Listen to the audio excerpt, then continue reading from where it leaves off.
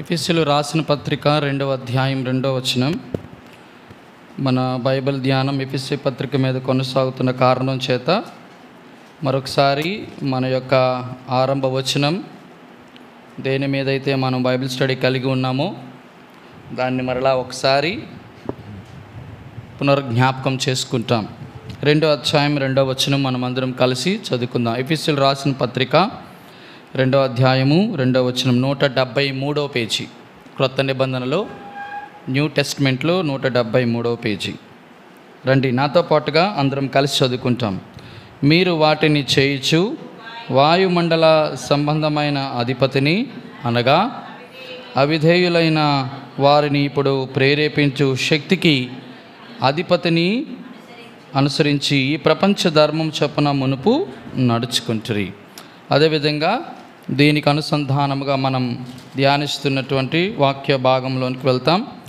నిర్గమకాండం 30 లేక 27వ అధ్యాయము 27. నిర్గమకాండము 27 పాత నిబంధన గ్రంథములో 67వ పేజీ, 27వ అధ్యాయము 3వ వచనం మనం చదువుకుంటాం.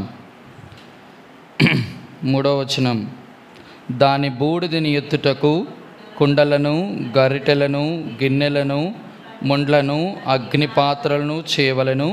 ఈ ఉపకరణములన్నీ ఇత్తడితో చేయవలెను. దానికి అనుసంధానమైన వాక్య భాగం మరి ఒకటి నిర్గమకాండం 38వ అధ్యాయం. నిర్గమకాండము 38వ అధ్యాయము దేనికి సంబంధించిన ఉపకరణాలు ఇవి? నిర్గమకాండము 38వ అధ్యాయము 3వ వచనం. నిర్గమకాండం 38 3వ వచనము 77వ పేజీ పాత నిబంధన గ్రంథంలో. రండి నాతో పాటుగా. అతడు ఆ బలిపీఠ సంబంధమైన ఉపకరణములన్నిటినీ అనగా దాని బిందెలను, దాని గరిటెలను, దాని గిన్నెలను, దాని ముండ్లను, దాని అగ్ని పాత్రలను చేసెను. దాని ఉపకరణములన్నిటినీ ఇత్తడితో చేశాను. చిన్న ప్రార్థన చేసుకుంటాం. పరిశుద్ధమైన తండ్రి, మీరే బలపరిచి వాడుకునండి, మీ కృపను అనుగ్రహించండి. వచ్చిన నీ బిడ్డల యొక్క సమయమైన పాడు చేయకుండా వారికి ప్రీతికరమైన పరిచర్య చేయనట్లు నా గొంతుని, నా పెదవులను, నా నాలుకను బలిపీఠము తీసినటువంటి నాయన నిప్పు కొరువితో నాయన తాకము, పరిశుద్ధపరచము, పవిత్రపరచము. అవసరమైన మాటలు వచ్చుటకు ప్రభా నా నోరు తెరువుము. మీరే మహిమ, ఘనత, ప్రభావములు పొందుకుంటారని నజరేయుడైన యేసు నామమున ప్రార్థించి అడిగి పొందుకొని నాము తండ్రి, ఆమెన్. ప్రియమైన వారలారా, మరి గతసారి మనము బైబిల్ స్టడీలో మనం చాలా వరకు ధ్యానిస్తూ వచ్చాం. ఆ ధ్యానించినటువంటి ఆ మాటలు మీకు ఏమైనా గుర్తుంటే దయచేసి మీరు చెప్పగలుగుతారని నేను ఆశిస్తూ ఉన్నాను. బలిపీఠపు సంబంధమైన ఉపకరణాలు, అటువంటి దాని కొరకు మనము 27వ అధ్యాయం 38వ వచనంలో ఆరంభించినాం. ఈ ఉపకరణాలు దేనికి సంబంధించినవి అంటే బలిపీఠమునకు సంబంధించినవి. ఈ బలిపీఠము ఎక్కడ ఉంటుంది అనంటే ప్రత్యక్ష గుడారములో ఉన్నటువంటి 3 పొజిషన్స్. అంటే ఫస్ట్ పొజిషను కోర్ట్ అంటారు, ఔటర్ కోర్ట్ అంటే ఆవరణము. రెండవది ఏంటంటే పరిశుద్ధ స్థలము, హోలీ ప్లేస్. మూడవ స్థలము అతి పరిశుద్ధ స్థలము. అయితే ఈ బలిపీఠము ఎక్కడ ఉంటుందంటే ఔటర్ కోర్ట్ అంటే అర్థం ఏంటి? ఆవరణములో ఉంటుంది. ఈ ఆవరణములో ఉన్నటువంటి బలిపీఠము ప్రత్యక్ష గుడారములో ఉన్నటువంటి 7 ఉపకరణాలు అతి పెద్దది అని చెప్పాను. రెండవది ఏంటంటే అతి బరువైందని కూడా చెప్పాను. మూడవది ఇది అందరికీ అందుబాటులో ఉంటుందని కూడా చెప్పాను. రైట్. ఇప్పుడు ఈ బలిపీఠము దగ్గర మనం కొన్ని విషయాలను మనం జ్ఞాపకం చేసుకుంటాం. ఏమిటి ఈ బలిపీఠం దగ్గర జ్ఞాపకం చేసుకోవటం అంటే, బలిపీఠము దగ్గర అనగా బలిపీఠమునకు సంబంధించిన ఉపకరణాలు ఇక్కడ 5 ఉన్నాయి. మొదటిది బిందెలు లేక కొండలు. మీరు బాగా గమనించాలి, ప్రతి ఆత్మ సంబంధమైన విషయాన్ని శరీర సంబంధమైన విషయాలతో మనం ఇప్పుడు కూడా పోల్చడానికి లేదు. కాబట్టి మొట్టమొదటిది బిందెలు, రెండవది దాని గరిటెలు లేక గిన్నెలు, తర్వాత మూడవది దాని గిన్నెలు, మూడవది దాని ముండ్లను, దాని అగ్ని పాత్రలను చేశాను. దాని ఉపకరణములన్నిటినీ కూడా ఇత్తడితో చేశాను. అసలు ఎందుకు ఇత్తడితో చేశారనేటువంటి వర్తమానం వేరేగా చూస్తాం తర్వాత బైబిల్ స్టడీలో. ఇప్పుడు చూస్తున్నటువంటి విషయాలు ఏంటి అంటే ఈ బలిపీఠం యొక్క ఉపకరణాలు 5 గురించి మనం ధ్యానించబోతున్నాం. ఈ ధ్యానించడంలో ఉన్నటువంటి ప్రాముఖ్యమైన కొన్ని విషయాలు ఏమిటి అంటే ఈ బలిపీఠము దగ్గర ఈ 5 పాత్రలు ఎందుకున్నాయి, ఈ బలిపీఠము దగ్గర ఉన్నటువంటి 5 పాత్రలు వేటిని జ్ఞాపకం చేస్తాయి. క్రొత్త నిబంధనలో ఈ 5 పాత్రలు లేక ఈ 5 పరిచర్యలు అని కూడా అనొచ్చు. పాత్రలతో ఏం చేస్తాం? పరిచర్య చేస్తాం, లేకపోతే పనులు చేస్తాం. ఏంటి పనులు అనంటే, ఏమిటి పరిచర్యలు అంటే క్రొత్త నిబంధనలో ఉన్నటువంటి 5 పరిచర్యలు దేవుడు అనుగ్రహించాడు. దేని కొరకు అంటే బలిపీఠము దగ్గర బూడిద నెత్తుటకు. మీరు అనొచ్చు, బలిపీఠము దగ్గర ఉన్న బూడిద నెత్తటానికి ఈ 5 అవసరమా? అవును, అవసరం. ఏంటి ఈ 5? రండి, ఎఫెసీయులు రాసినటువంటి పత్రికలో మనం జ్ఞాపకం చేసుకుంటాం. 4వ అధ్యాయము 13వ వచనము. పరిశుద్ధులు, చూడండి, ఎఫెసీయులు రాసిన పత్రిక 4వ అధ్యాయము 13వ వచనము. పరిశుద్ధులు సంపూర్ణులగుటకు, క్రీస్తు శరీరము క్షేమాభివృద్ధి చెందుటకు, పరిచర్య ధర్మము జరుగుటకు ఆయన కొందరిని అపోస్తలులుగాను, కొందరిని ప్రవక్తలుగాను, కొందరిని సువార్తికులుగాను, కొందరిని కాపరులుగాను, మరికొందరిని ఉపదేశకులుగాను నియమించాడు.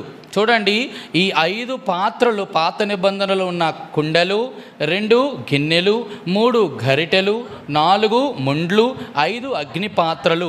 ఈ 5 కూడా క్రొత్త నిబంధనలో ఉన్నటువంటి 5 సేవా పాత్రలు లేక పరిచర్యలకు దానికి సూచన అని మనం జ్ఞాపకం చేయబడతా ఉన్నాం. ఇప్పుడు మీరు గమనించండి, ఇప్పుడు ఈ బలిపీఠము దగ్గర ఈ 5 పాత్రలు దేని కొరకు దేవుడు నియమించాడు? దేని కొరకు నియమించాడు? దేని కొరకు 5 పాత్రలు నియమించాడు? అక్కడ రాయబడుతుంది, బలిపీఠము దగ్గర ఉన్న బూడిదను ఎత్తుటకు. చూడండి ఎంత అద్భుతమైన మాట, మీరు గమనించారా? అయితే ఈ 5 పరిచర్యలు కేవలం బూడిదని ఎత్తుటకు దేవుడు నియమించాడంటే మీరు ఇప్పుడు బాగా గమనించాల్సిన విషయము, మీ మనసులో పడవలసిన విషయం ఏంటంటే, దేవుడు బలిపీఠము దగ్గర వధింపబడినటువంటి, చూడండి, పశువుకి కానీ బలిపీఠము మీద పెట్టబడినటువంటి కర్రలకు కానీ, బలిపీఠము ఆ దహన బలి పశువును అగ్నితో కాల్చినటువంటి అగ్నికి కానీ ప్రాధాన్యత కంటే దేనికి ఎక్కువ ప్రాధాన్యత ఇచ్చినట్టు? ఇప్పుడు బూడిదకి ఇచ్చాడు. ఇప్పుడు మొట్టమొదటి మనం గమనించాల్సింది ఏంటంటే, ఈ 5 పాత్రలు దేనికోసం నియమించబడ్డాయంటే బూడిద. మీరు అనొచ్చు, ఇప్పుడు ఏమిటి ఈ బూడిద జ్ఞాపకం చేస్తుంది? ఈ బూడిదలో చాలా శ్రేష్టమైన 3 విషయాలను మీకు జ్ఞాపకం చేసి నా వర్తమానాన్ని ముందుకు తీసుకువెళ్తాను. బాగా గమనించండి, ఇక్కడ ఈ బూడిదని ఎత్తడానికి ఈ 5 పాత్రలు అవసరమా? అవును. మొదటిది ఏంటంటే, దేవుడు బూడిదకు ప్రాధాన్యతనిచ్చినాడు. దేనికి ఇచ్చాడు? బూడిదకు ప్రాధాన్యత ఇచ్చాడు. బూడిదకి ప్రాధాన్యత ఇచ్చిన తర్వాత రెండోది గమనించండి, బాగా గమనించండి, ప్రాధాన్యత ఇవ్వడమే కాకుండా ఆ ప్రాధాన్యతతో పాటు బూడిదకి ఇంకో శ్రేష్టమైనటువంటి అనుభవాన్ని ఇచ్చాడు. ఏంటో తెలుసా? అది చాలా బాగా గమనించండి. బలిపీఠపు సంబంధమైన ఉపకరణములు అంటూ అక్కడ రాయబడుతూ వచ్చింది. నిర్గమకాండం 38:3 3వ వచనంలో, ఆ బలిపీఠ సంబంధమైన ఉపకరణములన్నిటినీ అనగా, ఇక్కడ చూడండి, దాని దాని దాని దాని దాని అని రాడు. దాని అంటే అర్థం ఏంటి? దానికి మాత్రమే. అంటే దాని అర్థం ఏంటంటే ప్రాధాన్యత ఇవ్వడం మాత్రమే కాదు, దానిని చాలా ప్రత్యేకంగా గుర్తించాడు దేవుడు. అమ్మ, మీకు అర్థమైంది నేను చెప్పిన మాట? ప్రాధాన్యత ఇవ్వడం మాత్రమే కాదు, చెప్పండి, దానికి ప్రత్యేకతనిచ్చాడు దేవుడు. మూడోది చూస్తాను, బాగా గమనించండి. ఇక్కడ శ్రేష్టమైనటువంటి అద్భుతమైన మాట ఆ బూడిద నుంచి మనం జ్ఞాపకం చేసుకోవలసింది. చూడండి, ఆ అగ్ని పాత్రలు చేశాను, దాని ఉపకరణములన్నిటిని ఇత్తడితోనే చేశాను. ఎందుకు? బూడిదని ఎత్తుటకు ఏదో ఒక లోహాన్ని దేవుడు వాడొచ్చు. బంగారాన్ని వాడొచ్చుగా, వెండిని వాడొచ్చుగా, తర్వాత ఇనుమును వాడొచ్చుగా, లేక రాగిని వాడచ్చుగా. ఇన్ని లోహాలు ఉన్నాయి కానీ దేవుడు దేన్ని వాడమన్నాడు? ఇత్తడనే వాడమన్నాడు. ఎంత అద్భుతమైన బూడిద మనకు మొట్టమొదటి జ్ఞాపకం చేసేటువంటి పాఠం ప్రాధాన్యతనిచ్చినాడు. రెండోది ఏంటి? ప్రత్యేకతను ఇచ్చినాడు. మూడోది చాలా ప్రాముఖ్యమైన మాట చూడండి, అక్కడ ఇత్తడి ఉపకరణములు మాత్రమే వాడమన్నాడంటే మీరు బాగా గమనించండి, ఇత్తడి పాత్రలు ఎందుకు వాడమన్నాడు చూడండి. ప్రాధాన్యత ఇవ్వడమే కాదు, ప్రత్యేకించడం మాత్రమే కాదు, అన్నిటికంటే దేవుడు ఆ ఇత్తడి పాత్రలు వాడాడంటే బూడిదని ఆ ఉపకరణాలతో ఎత్తడానికి బూడిదని ప్రతిష్ఠించాడు. అర్థమైంది నేను చెప్పిన మాట? అంటే అర్థం ఏంటంటే ఇత్తడి అనేటువంటి పాత్రలు మాత్రమే ప్రతిష్ఠించాడు. ఇంకా వేరే పాత్రలను చెప్పండి, ఈ వేరే పాత్రలను బంగారాన్ని ప్రతిష్ఠించలేదు, వెండిని ప్రతిష్ఠించలేదు, రాగిని ప్రతిష్ఠించలేదు, ఇనుమును ప్రతిష్ఠించలేదు, కానీ ఇత్తడిని మాత్రం ప్రతిష్ఠించాడు. ఇక్కడ మీరు బాగా గమనించాల్సిన విషయం ఏంటంటే బలిపీఠము దగ్గర ఉన్నటువంటి బూడిదని ఎత్తుటకు 5 పరిచర్యలు, అనగా అపోస్తుల పరిచర్య కానీ, ప్రవక్తల పరిచర్య కానీ, కాపరుల పరిచర్య కానీ, సువార్తికుల పరిచర్య కానీ, ఉపదేశకుల పరిచర్య, ఎవరి కొరకు ఈ 5టిని నియమించాడు దేవుడు? ఎవరి కొరకు? బూడిద కొరకు. ఇప్పుడు మీరు గమనించవలసిన విషయం అంటే ఇంతకీ బూడిద ఎక్కడుంది? బలిపీఠము దగ్గర ఉంది. ఎప్పుడు బూడిదగా మార్చబడుతుంది అని అంటే బలి పశువు అగ్ని చేత కట్టెల మీద బలిపీఠం మీద సంపూర్ణముగా కాల్చబడినప్పుడు. అర్థమైంది నీకు ఇక్కడ మాట? రైట్. ఇప్పుడు తలంపు ఏంటంటే ఈ బూడిదకి దేవుడిచ్చిన మొట్టమొదటి ఏంటి? ప్రాధాన్యత. రెండోది ఇచ్చింది ఏంటి? ప్రత్యేకత. మూడోది ఏంటి? ప్రతిష్టత. మొదటిది ప్రాధాన్యత ఎందుకు ఇచ్చాడు దేవుడు? దానికి ప్రాధాన్యత ఎందుకు ఇచ్చాడు? చెప్పాలి. ఎందుకు ప్రాధాన్యత ఇచ్చాడు? ఎందుకో చెప్తాను. అది బలిపీఠము దగ్గర ఉంది. ఎక్కడ? బలిపీఠము దగ్గర ఉంది. ఇంతకీ బలిపీఠము ఏం జ్ఞాపకం చేస్తుంది? క్రొత్త నిబంధనలో బలిపీఠము దేనికి సూచన అంటే యేసుక్రీస్తు ప్రభువారు బలి అయినటువంటి, చెప్పండి, సిలువకు సూచన. బలిపీఠం అంటే దాని మీద బలి అర్పించాడు. దేని మీద బలి అర్పించాడు? కల్వరి కొండలో మ్రాను మీద. ఇప్పుడు గమనించండి, బలిపీఠము దేనితో తయారు చేశారు? బంగారంతోనా? వెండి, ఇత్తడి, రాగి, కర్ర, దేనితోని? తొమ్మ కర్రతో చేశారు. యేసుక్రీస్తు ప్రభువును కూడా ఒక కర్ర మీద బలి అర్పణగాను అర్పించినాడు. అంటే క్రొత్త నిబంధనలు ఉన్నటువంటి సిలువ, పాత నిబంధనలు ఉన్న బలిపీఠానికి ఏంటి? సాదృశ్యము లేక సూచన. అర్థమైంది? ఇప్పుడు ఈ బూడిద ఎక్కడుందట? బలిపీఠము దగ్గర ఉంది. అందుకు దేవాది దేవుడు బూడిదకి అంత ప్రాధాన్యతనిచ్చాడు. మీకు అర్థమైంది నేను చెప్పిన మాట? రెండోది ఏం చెప్పాను? ప్రత్యేకించాడు. ఎందుకు ప్రత్యేకించాడు? మీరు గమనించండి, ప్రత్యేకత దేని బట్టి వచ్చిందో తెలుసా? అక్కడ బలిపీఠం ప్రత్యక్ష గుడారంలో అనేకమైన పదార్థాలు ఉన్నాయి, అన్నీ చాలా ప్రత్యేకమైనవే. కానీ విచిత్రం చెప్తాను ప్రియమైన వాళ్ళారా, ఏ దానికి కూడా 5 ఉపకరణాలు దేనికి కూడా దేవుడు ప్రత్యేకించలేదు ఎక్సెప్ట్ బూడిదికి. అర్థమైతే మీకు చెప్పిన మాట? కేవలం బూడిదికి మాత్రమే దేవుడు 5 పాత్రలు లేక 5 పరిచర్యలు ఉపయోగించాడు. మూడోది ఏంటి? కేవలము ఈ బూడిదని ఎత్తుటకు పాత్రలు, ఒకటి బంగారంతో, ఒకటి వెండితో, ఒకటి రాగితో, ఒకటి ఇనుముతో చేయలేదు, అన్నీ కూడా ఇత్తడితో. అంటే అర్థం ఏంటంటే కేవలం ఇత్తడి ప్రతిష్టతకు సంబంధించిన విషయం కాబట్టి ప్రతిష్ఠింపబడినటువంటి పాత్రలుగా బూడిదని ఎత్తుటకు ఉపయోగించాడు. కాబట్టి ఈ మూడింటిని మనం ఇలా జ్ఞాపకం చేసుకుందాం. ఇప్పుడు చేయవలసినటువంటి ప్రాముఖ్యమైన మాట ఏంటంటే ఇంతకీ బూడిదని ఎత్తుటకు ఈ 5 పాత్రలు దేవుడు ప్రాధాన్యతనిచ్చి ప్రత్యేకపరిచి ప్రతిష్ఠించినప్పుడు ఈ బూడిద ఎక్కడ ఉండాలి? ఫస్ట్ బలిపీఠం దగ్గర ఉండాలి. అందులో కుండలు, అందులో గరిటెలు, మూడవది గిన్నెలు, ముండ్లు, అగ్ని పాత్రలు. ఒకరోజు ఏమనుకున్నాయంటే ఈ 5 కూడా బలిపీఠం దగ్గర ఉన్నాయి. నేను చెప్పాను ఈ 5 కూడా 7 రకాలైనటువంటి పాత్రలకు సాదృశ్యమని. ఏ రకమైన పాత్రలో చెప్తారా? నేను గతసారి బైబిల్ స్టడీలో ఈ 5 పాత్రలు 7 రకాలుగా ఆ బలిపీఠం దగ్గర ఉన్నాయి. మొదటిది చెప్పండి, ఆ 5 పాత్రలు ఆ బూడిదని ఎత్తడానికి సమర్పించుకోవాలి, మొదటిది. రెండోది, ఈ పాత్రలు ఆ బలిపీఠానికి అందుబాటులో ఉండాలి, అంటే సమీపంగా ఉండాలి. 3 ఏంటట? ఈ 5లో బిందులోకి లేతే ఈ కుండలోకి ఆ బూడిదని ఎత్తాలంటే డైరెక్ట్గా బిందె తీసుకొని లేకపోతే ఈ కుండ తీసుకొని ఈ బూడిదని ఎత్తడానికి అవ్వదు. ఏం కావాలా? గరిటెలు సహకరించాలి. అంటే 5 ఏం కావాలా? సహకరించేటట్టు, అంటే ఒకదానికొకటి సహవాసము కుదరాలి. 3, 4 సిద్ధంగా. ఇప్పుడు ఫర్ ఎగ్జాంపుల్ ఎట్లా చెప్పొచ్చు అంటే, కొన్ని గరిటెలు ఇప్పుడు వరకు ఆ బలిపీఠం మీద ఆ వధించబడినటువంటి ఆ బలిని ఇప్పుడు వరకు అటు కాల్చడము ఇటు కాల్చడం ఇవన్నీ చేశాను, నేను అలసిపోయాను, నేను ఇంకా ప్రయాసపడింది చాలా ఎక్కువ, అమ్మ నేను ఇంకా చేయలేను అని అన్నదానికి అక్కడ పక్కన కూర్చుంది అనుకో, ఈ బూడిదని ఎత్తడానికి మళ్ళీ చెప్పండి అవ్వదు. కాబట్టి ఇది ఎన్నోది? ఇది 4వది. ఏం చేస్తుంది ఇది?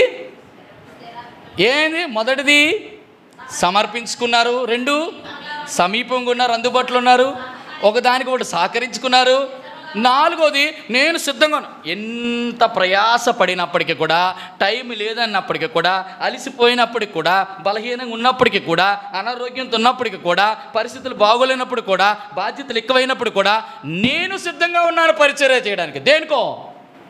అందరికీ కాదు, బలిపీఠము దగ్గర ఉన్న బూడిదనెత్తుటకు. నేను అందుకే అంటున్నాను, బూడిదగా మార్చబడినటువంటి, బాగా గమనించండి, బూడిదగా మార్చబడినటువంటి పదార్థము ఎవరికి సూచన అంటే, సిలువ దగ్గర ఉన్నటువంటి సంఘము, విశ్వాసి, పరిశుద్ధుడుకి సూచన. మీకు అర్థమైంది చెప్పిన మాట? బూడిద దేనికి సూచన? మీరు అనొచ్చు, అన్న బూడిదని ఒక విశ్వాసికి, ఒక పరిశుద్ధుడికి, ఒక సంఘములో ఉన్నటువంటి వ్యక్తికి మీరు ఎలా పోలుస్తారు? ఈ ప్రపంచంలో నాకు తెలిసి బూడిదను నేను అన్నమాట బైబిల్ ఇద్దరే అన్నారు. ఒకరు అబ్రహాం అన్నాడు, రెండోది యోబు అన్నాడు. ఇప్పుడు చెప్పండి, ఇప్పుడు గమనించండి, ఇప్పుడు మనం బూడిదమా కాదా? ఏం చెల్లి, బూడిద కాదా? మనం కాలిస్తే ఏమవుతాం? బూడిద అవుతాం. కాబట్టి మనము బూడిద ఎక్కడ అవ్వాలి? బలిపీఠం దగ్గర అవ్వాలి. ఇప్పుడు బలిపీఠం దగ్గర ఆ బూడిద మనం అవ్వాలంటే మనలో 3 జరగాలి. నేను ఇప్పుడు చెప్తాను. మొదటిది, వదకు తేయబడిన గొర్రె పిల్లగా మారాలి. అంటే అర్థమేంటి? సమర్పించుకోవాలి, అంతే కదా? ఇప్పుడు సమర్పించుకున్న దానిని, బలి పశువుని ఇప్పుడు ఏం చేస్తారు? దాన్ని ఏం తీసుకొస్తారు? వధిస్తారు. ఏం చేస్తారు? అలా తీసుకెళ్ళి కట్ల మీద వేసేస్తారమ్మా. మీరు ఎప్పుడైనా శ్మశాన వాటికి వెళ్తే చచ్చిపోయిన మనుషుల్ని కాలుస్తారు, కానీ బతికున్న మనుషులు తీసుకొచ్చి అలాగనే చూడండి ఒకసారి. ఇప్పుడు తలంపు ఏంటంటే, కాబట్టి వధించారు ఒక బలిపశుని, మేకను కానీ గొర్రెని కానీ ఎడ్డు కానీ వధించినట్టు దాన్ని ఇప్పుడు ఏం చేశారు? దాన్ని వేరుపరిచిన తర్వాత దాన్ని విభజించారు. వేరుపరచడం అంటే మొండే తల వేరుపరచడం వేడు, విభజించడం అంటే అర్థం ఏంటి? పార్ట్స్గా ఏమిటైపోవాలి? ఇప్పుడు విభజించినది ఎక్కడికి రావాలి? బలిపీఠం మీదకి రావాలి. ఆ బలిపీఠం మీదకి వచ్చిన తర్వాత దాని మీద ఏమిటి? కట్టెలు పేర్చమని. ఏమిటో ఈ కట్టెలు? కట్టెల మీద పేర్చాలి. ఈ కట్టెల మీద పేర్చబడ్డానికి ఈ పశువుకి ఇంకోటి ఏంటి? అదనంగా అగ్ని వేస్తారు. ఇప్పుడు ఇవన్నీ వేసిన తర్వాత కంప్లీట్గా ఏమవుతుందంటే పరిపూర్ణంగా కాల్చబడుతుంది. అప్పుడు బూడిదవుతుంది. ఇప్పుడు తలంపు నేను ఏం జ్ఞాపకం చేస్తున్నాను? బలిపీఠము దగ్గర బూడిద ఎవరికి సూచన? ఎవరు బూడిదగా మార్చబడ్డారు? ఇన్ని 5 రకాలైనటువంటి విధానాలు. మొదటిది సమర్పించుకోవాలి, రెండోది అధిక పాత్రలు కాదు, వ్యక్తి బూడిదగా మారడానికి సమర్పించుకోవాలి, వధించబడాలి, వేరు చేయబడాలి, విభజించబడాలి. ఎక్కడ రావాలి? ఆ బలిపీఠం మీదకి వచ్చి సంపూర్ణంగా దహనం అవ్వాలి. ఇప్పుడు నేను జ్ఞాపకం చేస్తున్న ప్రాముఖ్యమైన మాట ఏంటంటే, ఎవరైతే అటువంటి పరిస్థితుల్లోకి వస్తారో వారే బూడిదగా మార్చబడతారు. అయితే ఈ సమర్పణ ఎలాంటి సమర్పణ? 12వ అధ్యాయం రోమిలకు రాసిన పత్రిక 2వ వచనం మనం ఎప్పుడు చదువుతూ ఉంటాం. చూడండి, రోమిలకు రాసిన పత్రిక 12వ అధ్యాయం 2వ వచనం. కాబట్టి సహోదరులారా, పరిశుద్ధమును దేవునికి అనుకూలమైన, అది దేవునికి అనుకూలమైన సజీవ యాగముగా మీ శరీరములను సమర్పించుకొనుడని దేవుని వాత్సల్యమును బట్టి. ఇప్పుడు గమనించండి, కేవలం అక్కడ సమర్పించుకోవలసింది ఏమన్నాడు? మీ యొక్క సజీవ యాగముగా ఏం సమర్పించుకోవాలి? మీ శరీరాల్ని. ఇప్పుడు గమనించండి, సజీవ యాగముగా అంటే బ్రతికున్నదా చచ్చిపోయినట్ట? బ్రతికున్న శరీరాల్ని ఏం చేయాలి? సమర్పించుకోవాలి. ఎలా సమర్పించుకోవాలి? దేవునికి అనుకూలం. ఇప్పుడు దేవునికి అనుకూలముగా శరీరాలు ఏ విధంగా సమర్పించుకుంటారు? ఎలాగ సమర్పించుకోవడం అవుతుంది? ఎలా సమర్పించుకుంటే ఆయన అంగీకరిస్తాడు? మీరు బాగా గమనించారా? అది ఏమిటి అంటే, బాగా గమనించండి, ఎప్పుడైనా మనము దేవునికి శరీరము అప్పగించుకోవడం అంటే, నేను సరిగ్గా సిలువు దగ్గర ఒక 3 ప్రాముఖ్యమైన విషయాలు జ్ఞాపకం చేస్తాను. చూడండి, ఒక శ్రేష్టమైన మాటలు. రండి, గలతీయులకు రాసినటువంటి పత్రిక. ఎందుకంటే సిలువు దగ్గర మనం ఏమవ్వాలి? బూడిదగా మార్చబడాలి. చూడండి, మొదటి మాట 2వ అధ్యాయము 20వ వచనం. గలతీయులకు రాసిన పత్రిక, నేను క్రీస్తుతో కూడా సిలువ వేయబడి ఉన్నాను, ఇక జీవించువాడు నేను కాను, క్రీస్తే నాయందు జీవించుచున్నాడు. నేనిప్పుడు శరీరమందు జీవించుచున్న జీవితము నన్ను ప్రేమించి నా కొరకు తన్ను తాను అప్పగించుకుని దేవుని కుమారుని విశ్వాసము వలన జీవించుచున్నాను. ఇక్కడ మనకు అర్థమవుతున్న మాట ఏంటి? రోమిలకు రాసిన పత్రిక 12వ అధ్యాయంలో అంటాడు, దేవునికి అనుకూలమైన శరీరాలు అంటే ఇవి. దేవునికి అనుకూలమైన శరీరం ఏమంటుందంటే, చూడండి అక్కడ, నేను క్రీస్తుతో కూడా సిలువ వేయబడి ఉన్నాను, ఇక జీవించువాడను నేను కాను, క్రీస్తే నాయందు. ఇప్పుడు గమనించండి, ఏ వ్యక్తి అయినా సిలువ వేయబడితే ఏమవ్వాలా? మరణించాలి. ఇప్పుడు మరణించిన వ్యక్తిలో ఎవరు కనబడాలి? ఇక్కడ ఇక జీవించుచున్న. ఇప్పుడు యేసుక్రీస్తు వారు సిలువ వేయబడ్డారు. సిలువ వేయబడిన తర్వాత ఆయన సిలువ వేయబడిన తర్వాత ఆయన ఏ విధంగా కనబడుతున్నారు? అందరికీ ఎవరు ఏ విధంగా కనబడుతున్నారు? మీరు బాగా గమనించండి. యేసు ప్రభు సిలువ వేయబడ్డారండి. సిలువ వేయబడిన తర్వాత ఆయన ఎలా కనబడ్డారు? సిలువ వేయబడిన యేసుక్రీస్తు అయిపోయిన తర్వాత, సమాధిలో పెట్టబడిన తర్వాత ఆయన ఏ విధంగా శిష్యులు కనబడ్డారు?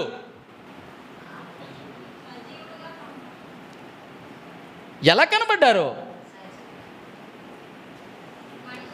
ఎలా కనబడ్డారు? రండి, యోహాను సువార్త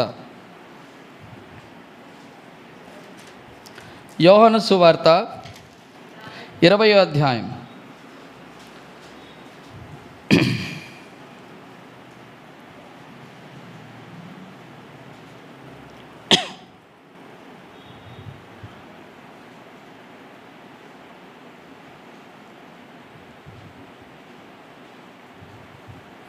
19 చదువుతారా?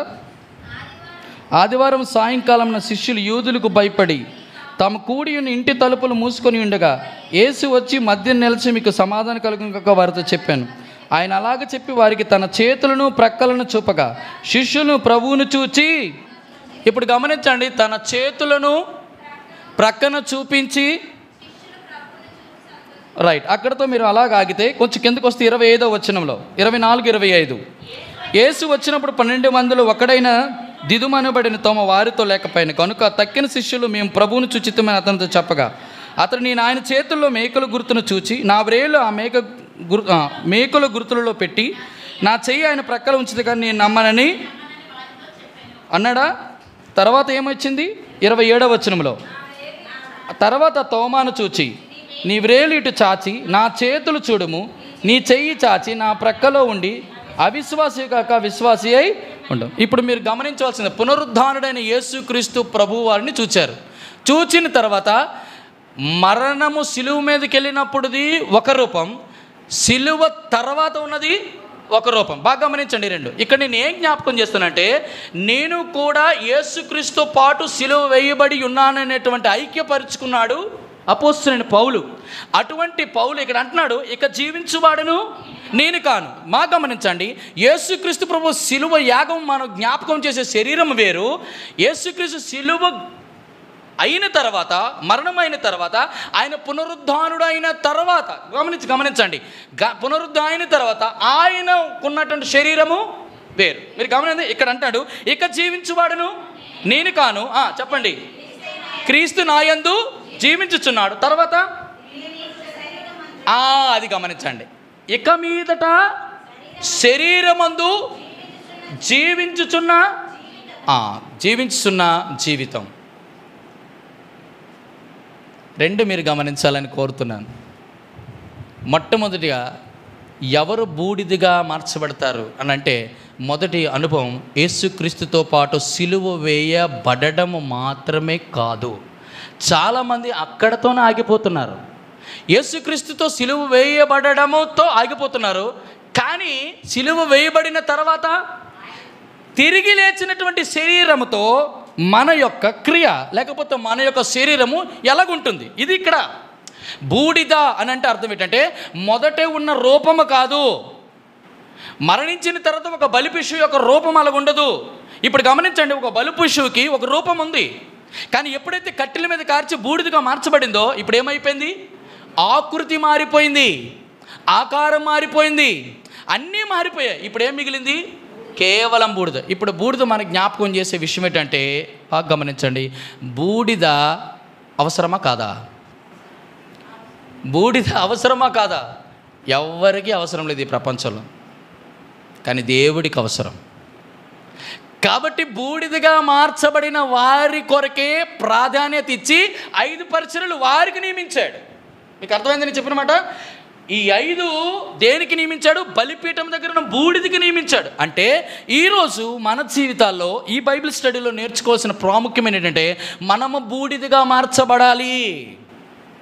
అలాగా ఆ రోజు అబ్రహాం అన్నాడు, దేవా, సర్వశక్తుడైన దేవునితో నేను తెగించుతున్నాను, దుమ్మిని ధూళిని బూడిదనైనా నేను నీతో మాట్లాడుతాను. ఎందుకు తనని అలాగా ఐక్యపరుచుకున్నాడు అంటే అర్థం ఏంటో తెలుసా?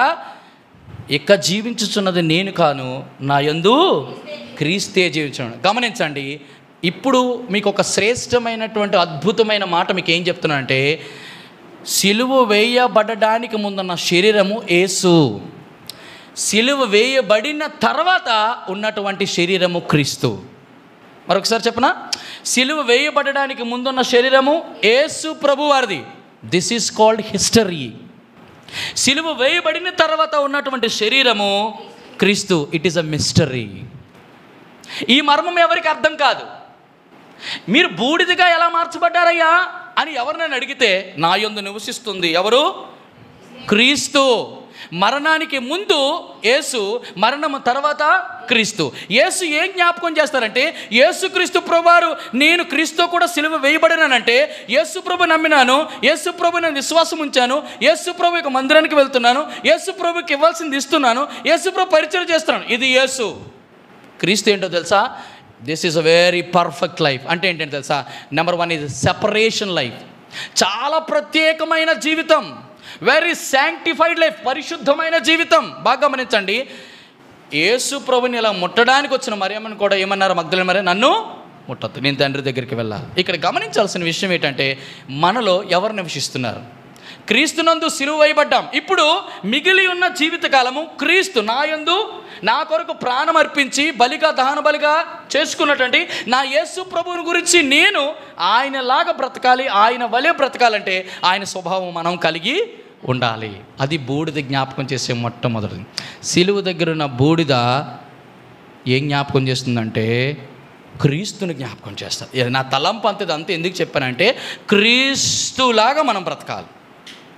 క్రీస్తులాగా బ్రతకడం అంటే చెప్పండి. యేసుక్రీస్తు ప్రభువులాగా బ్రతకూడదని కాదు. యేసు ప్రభు యొక్క అనుభవం తర్వాతే క్రీస్తు దగ్గరికి వచ్చాం. ఇప్పుడు క్రీస్తు యొక్క అనుభవము బాగా గమనించండి. ఇంతకీ క్రీస్తు యొక్క అనుభవంలో కనీసం 3 విషయాలు చెప్తాను. కనీసం ఒకటి ఎందుకంటే మనకన్నా సమయాన్ని బట్టి మనం ముందుకు వెళ్ళాలి కాబట్టి రండి. ఆ బూడిది మనకు జ్ఞాపకం చేస్తే క్రీస్తు యొక్క అనుభవం ఏంటంటే, 1 కొరింథీయులు రాసినటువంటి పత్రిక, 1 కొరింథియన్స్ 1వ అధ్యాయం, 1 కొరింథీయులు రాసిన పత్రిక 1వ అధ్యాయం 24వ వచనం. ఆయన యూదులకు ఆటంకముగాను అన్ని జనులకు వెర్రితరంగా ఉన్నాడు. దాని యూదులకును కానీ క్రీస్తు దేశులు కానీ పిలువబడిన వారికి క్రీస్తు దేవుని శక్తియు దేవుని జ్ఞానమునై ఉన్నాడు. గమనించండి, ఇక్కడ యూదులకు ఆటంకముగాను అన్ని జనులకు వెర్రితరంగా ఎవరున్నాడు? మీకు అర్థం కాల? యూదులకు ఆటంకముగా వెర్రితనంగా ఎవరికి ఉన్నారు? ఎవరున్నారు? యేసా క్రీస్తా? ఎవరుకున్నారు? చూడండి, బాగా గమనించండి. ఆ పైన ఒక మాట రాయబడుతూ వచ్చింది, 23వ వచనం. అయితే మేము సిలువ వేయబడిన క్రీస్తును ప్రకటించుచున్నాము. ఆయన యూదులకు ఆటంకముగాను అన్యజనులకు వెర్రితనముగా ఉన్నాడు. కానీ యూదులకేమి గ్రీసు దేశులకేమి పిలబడిన వారికి క్రీస్తు దేవుని శక్తి అయి సిలువ వేయబడినటువంటి క్రీస్తు. అమ్మ గమనించండి, యేసు, అమ్మ వినండి, క్రీస్తు అనేటువంటి వ్యక్తి మెస్సై సూచన. మెస్సై అంటే యూదులకు ఆరాధ్య దైవం. కానీ ఈ క్రీస్తుని వాళ్ళు ఎలాగ పరిగణిస్తున్నారు? యేసుగా పరిగణిస్తున్నారు. కాబట్టి యేసును యూదులు వాళ్ళు ఏం చేశారు? అంగీకరించలేకపోయారు. కాబట్టి యేసు వారికి ఎలా మారాడు? ఆటంకంగా మారాడు. ఇప్పుడు అంటున్నాడు, మేము సిలువ వేయబడినటువంటి క్రీస్తును ప్రకటిస్తున్నాం. అది మీరు అర్థం చేసుకోలేకపోయారు. మేము జ్ఞాపకం చేస్తున్న ప్రాముఖ్యమైన ఏంటంటే, సిలువ వేయబడినటువంటి క్రీస్తు ఏమై ఉన్నాడంటే, ఆయన దేవుని శక్తియు దేవుని జ్ఞానమును కలిగి ఉన్నాడు. ఇప్పుడు గమనించండి, ఇందాకలా మొదటి గలతీయులు రాసిన పత్రిక 2వ అధ్యాయం 10వ వచనంలో నేనేం చెప్పాను? నేను క్రీస్తు కూడా సిలువ వేయబడి ఉన్నాను. తర్వాత ఇక జీవించువాడును నేను కాను. ఇప్పుడు క్రీస్తు నా యందు జీవిస్తున్నాడంటే ఎలా జీవించాలి? నీలో శక్తిగా జ్ఞానము కలిగి జీవించాలి. అది తలంపు. అమ్మ నీకు అర్థమైంది నేను చెప్పిన మాట. బూడిదలో మొట్టమొదట ప్రాధాన్యత దేవుడు ఎందుకు ఇచ్చాడంటే, బూడిద మాత్రమే కాదు సుమి. దేనికి జ్ఞాపకం చేస్తున్నాడు? ఓ బిందులారా, గరిటెల్లారా, అగ్ని పాత్రలారా, కుండల్లారా, వారు ఏమిటో తెలుసా? ఆ బూడిద సిలువు దగ్గర ఉన్నటువంటి విశ్వాసి, సిలువ దగ్గర మార్చబడిన పరిశుద్ధుడు, సిలువ దగ్గర ఉన్నటువంటి నా యొక్క అవయవం. ఆ వ్యక్తి బూడిదగా మార్చబడినటువంటి వ్యక్తికి పరిచయం చేయవలసినటువంటి చెప్పండి పని మీకు నేను కల్పించాను. ఎందుకో తెలుసా? ఆ బూడిద మారడానికి, ఆ బూడిదలో నేను కనుగొన్నది, నేను చూస్తుంది ఏంటంటే, క్రీస్తు దానిలో ఉన్నాడు. ఎలాగున్నాడు?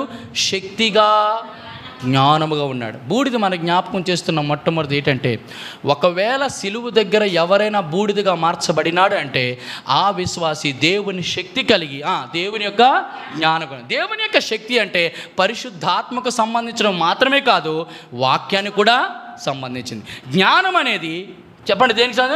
దేవుని యొక్క వాక్యం. అంటే అర్థం ఏంటంటే, ఇక్కడ రెండింటిని పోలికి ఎలా చెప్పవచ్చు అంటే, శక్తి పరిశుద్ధాత్మకు సంబంధించింది, జ్ఞానము దేవుని లేఖనాలు వాక్యానికి సంబంధించింది. అంటే బూడిదలో, అంటే ఎక్కడ బలిపీఠం దగ్గర ఏ విశ్వాసైతే బూడిదగా మార్చబడతాడో ఆ వ్యక్తి దేనితో నిండుకొని ఉన్నాడట? పరిశుద్ధాత్మతో, పరిశుద్ధాత్మ శక్తితో, పరిశుద్ధ లేఖనాల యొక్క జ్ఞానముతో నిండుకొని ఉన్నాడు. ఇది మొదటిది. అందుకే దేవాది దేవుడు ఆ బూడిదకి అంత ప్రాధాన్యత ఇచ్చాడు. అమ్మ అర్థమైంది నేను చెప్పిన మాట? అర్థమైందా లేదా? రైట్. అర్థమైందా? అర్థమైపోయిందా? అర్థమైంది. రైట్. రెండోది ఏం చెప్పాను? ప్రాధాన్యత బూడిదకి ఇవ్వడమే కాదు, రెండోది ప్రత్యేకించాడు. ఎందుకు అంత ప్రత్యేకంగా చూశాడు? చూడండి. రెండోది గలతీయులు రాసినటువంటి పత్రికలు,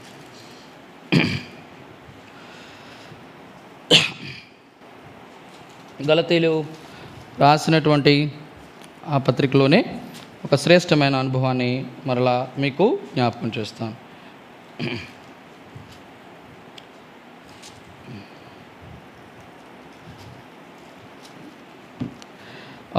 చూడండి,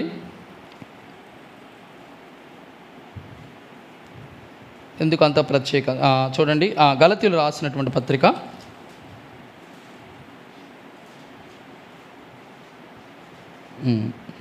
5వ అధ్యాయం 24.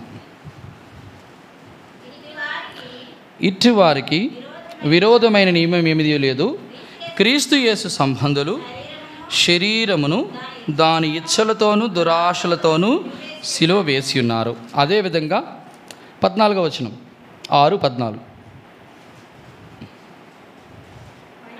అయితే మన ప్రభు అయిన యేసుక్రీస్తు సిలువ యందు తప్ప మరి దేని యందు అతిశయించుట నాకు దూరమవునుగాక, దానివలన నాకు లోకమునకు నేను సిలువ వేయబడి ఉన్నాను. చాలు. ఈ రెండు మాటలు నేను ఏం జ్ఞాపకం చేస్తాను?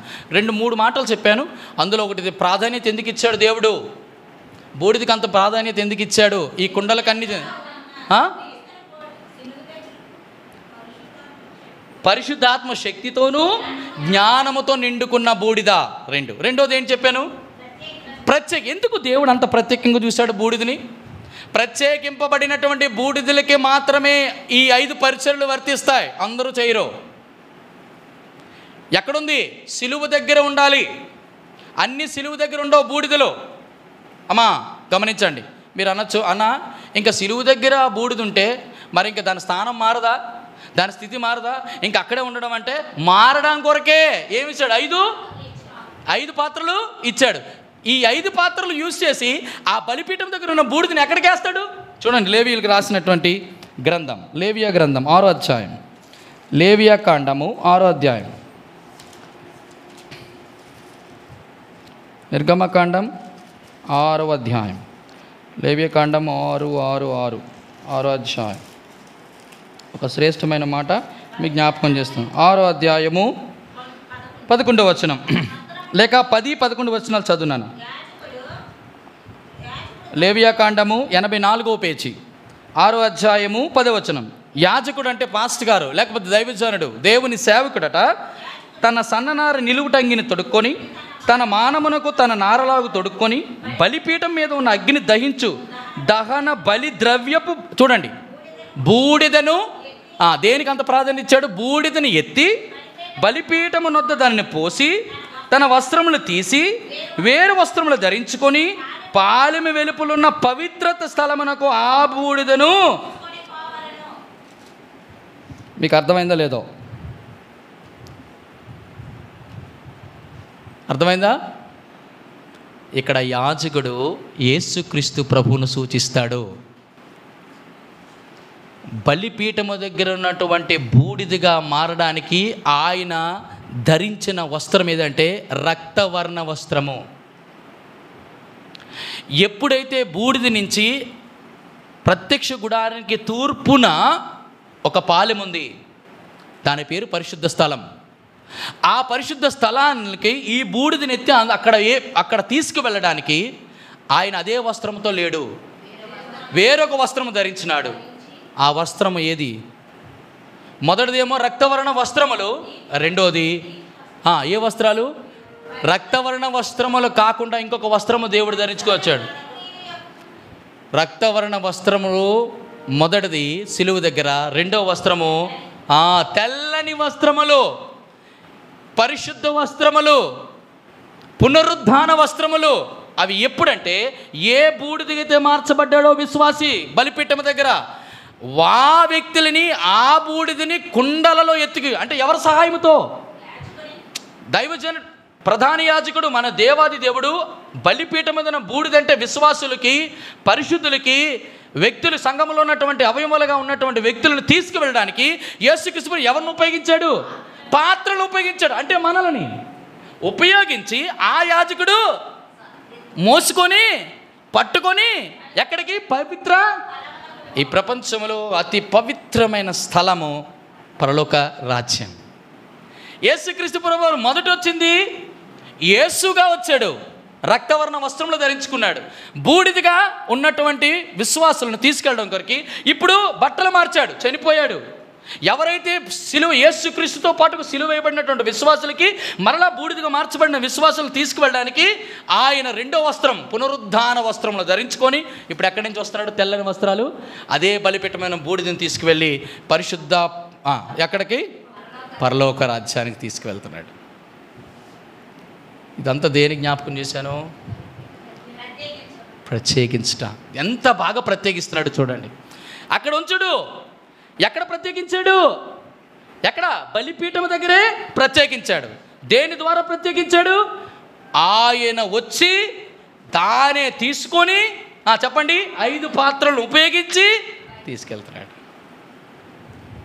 ఈరోజు నీవు నేను కూడా ఈ సిలువ దగ్గర బూడిదిగా మార్చబడినటువంటి వారికే ఈ ప్రాధాన్యత, ఈ ప్రత్యేకత.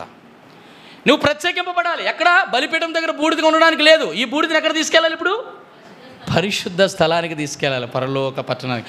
అంటే దాని అర్థం ఏంటి? ఏ విశ్వాసం అయితే బూడిదిగా మార్చబడతాడో, ఏ పరిశుద్ధుడైతే బూడిదిగా మార్చబడతామా? బూడిదిగా మార్చబడ్డం అంటే 3 విషయాలు. చూడండి, ఎఫెసీయులకు రాసిన పత్రిక అదే ఆ మాట మీకు జ్ఞాపకం చేస్తాను. 4వ అధ్యాయం 13వ వచనం. 4:13 పరిశుద్ధులు సంపూర్ణులగుట, క్రీస్తు శరీరము క్షేమాభివృద్ధి చెందుట, పరిచర్య ధర్మము. 3 విషయాలు అక్కడ చెప్పబడ్డాయి. బలిపీఠం దగ్గర ఈ 3 పరిచర్యలు జరుగుతాయి. మొదటిది పరిశుద్ధులు సంపూర్ణులు. సంపూర్ణత ఎక్కడంటే బూడిదగా మార్చబడమే సంపూర్ణత. మరొకసారి జ్ఞాపకం చేయనా, బూడిదగా ఏ విశ్వాసి అయితే ఏ పరిశుద్ధులుగా ఉండడం అనేది యేసు ప్రభు రక్తము చేత కడగబడడం మొదటి పరిశుద్ధత. ఇది ఆరంభ పరిశుద్ధత.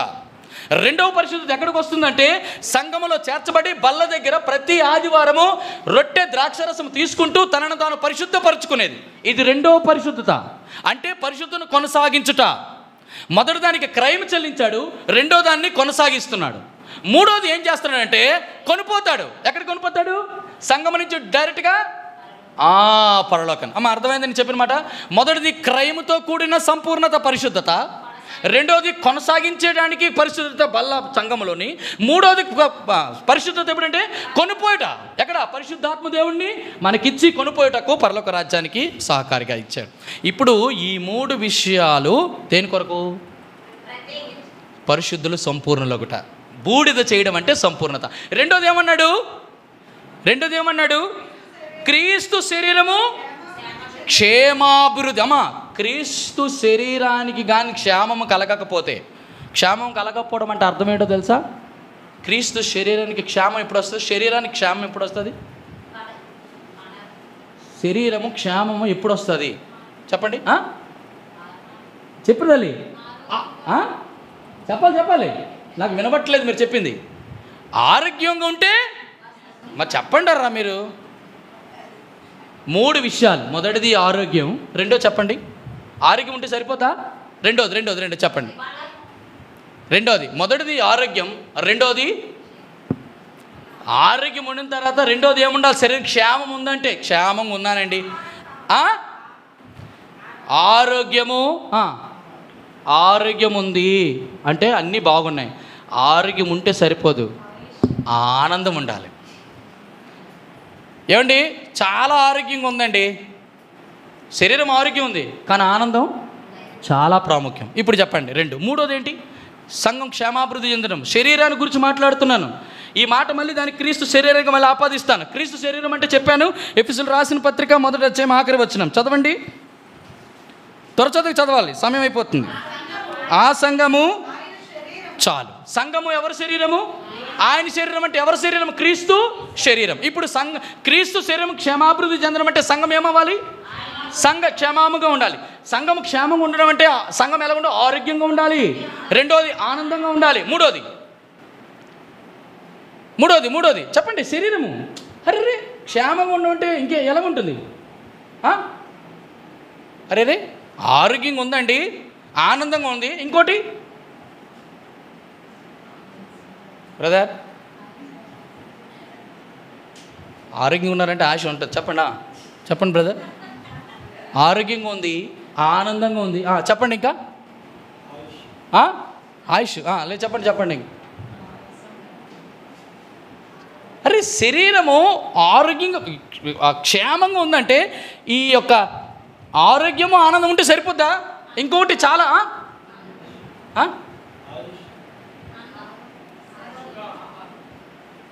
శరీరానికి ఇంకొకటి చాలా ప్రాముఖ్యమండి. అది నేను ఒకళ్ళు నిద్ర అని చెప్తున్నారు, కొంతమంది ఇది చెప్తున్నారు. ఒక వ్యక్తి క్షేమంగా ఉండాలంటే ఆనందము ఆరోగ్యం మాత్రమే కాదు, ఇంకోటి చాలా చాలా ప్రాముఖ్యం. చాలా ప్రాముఖ్యం. ఒక్కటి గుర్తు రాలేదా మీకు? ఏం బ్రదర్, నేను ఎన్నిసార్లు చెప్పుంటానో ఆ నక్షత్రంతో ఈ 3 ఖచ్చితంగా ఉండాలి ఆ శరీరానికి.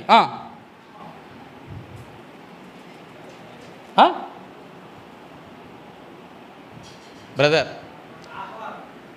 ఎప్పుడైనా సంఘము క్రీస్తు శరీరము ఎప్పుడైనా క్షేమాభివృద్ధి ఎప్పుడు ఉంటుంది అంటే ఆ సంఘము ఆరోగ్యముగా ఉండాలంటే ఆహారం ఉండాలి. ఆహారము వాక్యం. సంఘము ఆనందంగా ఉండాలంటే ఆ సంఘములో సహవాసం బలంగా ఉండాలి.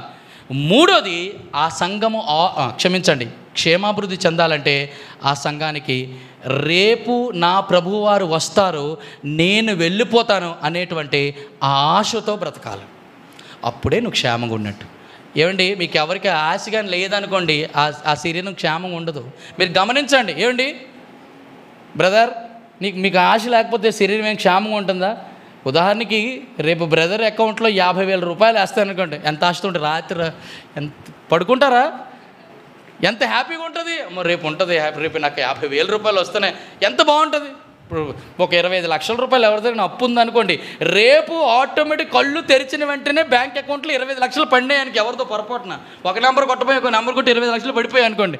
ప్రభువా, నా ప్రార్థన ఆలకించావు తండ్రి, ఎన్నాళ్ళు ప్రభా సుఖంగా సంతోషంగా ఏమో ఈరోజు రాత్రి పడిపోవచ్చేమో, దేవుని నామానికి మహిమ కలుగును కాక. ఈ 3 సంఘము యొక్క క్షేమాభివృద్ధి. అమ్మ వినండి, సమయం అయిపోతుంది, వినండి. మొదటిది, దేవుడు సంఘ క్షేమాభివృద్ధి కొరకు 3 ఇచ్చినాడు. మొదటిది ఆహారం, ఆరోగ్యానికి. 2 చెప్పండి, 2 ఆనందం, ఏంటి? సహవాసం ఇచ్చాడు. 3వది ఏంటి ఇచ్చాడు? ఆశ. దేన్ని బట్టి ఆశది? మన ఆశ ఏంటి? మన నిరీక్షణ. నా యేసు ప్రభువారు రేపు సంఘానికి ఆ నిరీక్షణే లేకపోతే సంఘము క్షేమాభివృద్ధి చెందదు. మీకు అర్థమైంది నేను చెప్పిన మాట? కాబట్టి ప్రియమైన వారలారా, 2వది దేవుడు ఇచ్చినటువంటి ఒక శ్రేష్టమైనటువంటి ఆలోచన బూడిద కొరకు సంఘము క్షేమాభివృద్ధి. 3వది ఏం చెప్పాను? పరిచర్య ధర్మం జరగాలి. పరిచర్య ధర్మం జరగాలి. ఎలా జరగాలి? నేను 3 విషయాలు మీకు చెప్తాను, త్వరగా ఈ మాటలు మీరు జ్ఞాపకం. పరిచర్య ధర్మం జరుగుట్లో ఒక 3 శ్రేష్టమైన మాటలు జ్ఞాపకం చేస్తాను.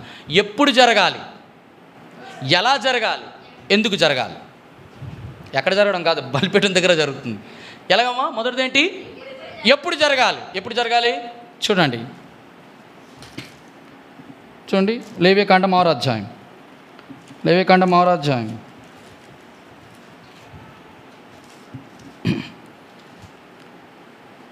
13వ వచనం. అంటే ఎప్పుడు జరగాలి? అది ఆరిపోకూడదు. అంటే ఏం జరగాలి? ఎప్పుడు జరగాలి? నిత్యము. ఒక మాట ఇలా అనుకుందాం, అనుదినము జరగాలి. ఎలా జరగాలి? అనుదినము జరగాలి. ప్రియమైన వారలారా, రెండవది